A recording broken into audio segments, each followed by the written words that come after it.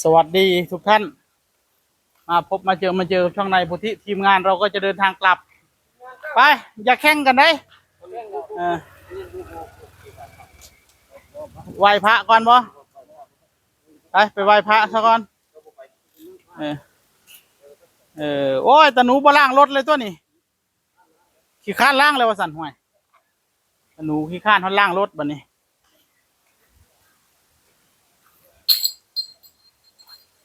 เดี๋ยวเราก็จะไปอัปเดตนะท่านทีมช่างทำเตา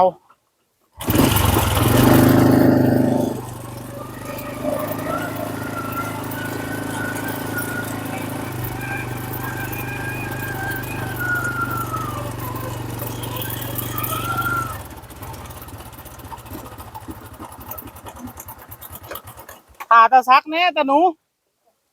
ถ่าเพิ่นพะก้อนเพิ่นเงาได้ตะซักมาไหว้พระไหว้เจ้าก่อนตาหนูบ่ไหว้หัดพระเลยเนาะเมื่อนี่เนาะไปแล้วขี่วิดไปแล้วยกล้อไปนำ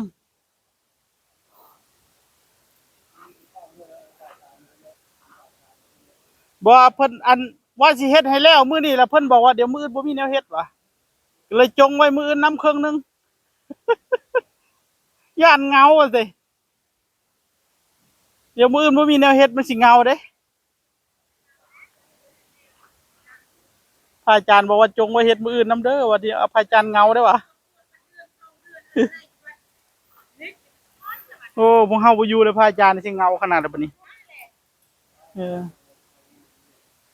พระอาจารย์ก็คือสิอ่านหนังสือภาวนาแล้วบัดนี้เงียบจนสงัดพุ่นละจนฮอดได้ยินฮอดใบไม้ตีงพุ่นละสองประมาณเกือบ2 เดือนประมาณเกือบ2 เดือนประมาณนั้นแหละตั้งแต่เดือนกุมภาพันธ์เลยเนาะอันนี้ก็เพิ่ง15แล้วมันก็3 เดือนกว่าแล้วนะมีหน้าบ่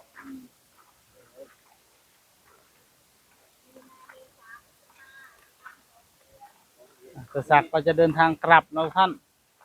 ตะซักกลับไปนี่เฮ็ดหยังนี่ตะซักนี่ซักผ้าบ่เสื้อผ้าไปอยู่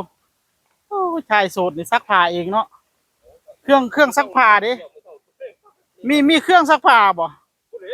ซักมือบ่โอ้เครื่องซักผ้าเบารถมอไซค์ก็เบาเออเออถึงรางวัลที่1เขาสิซื้อให้อยู่เดี๋ยวค่อยถึงรางวัลที่1เขาสิซื้อมอไซค์ให้เด้อเอาคันถึงรางวัลที่1สิซื้อมอไซค์ให้จักคันอยู่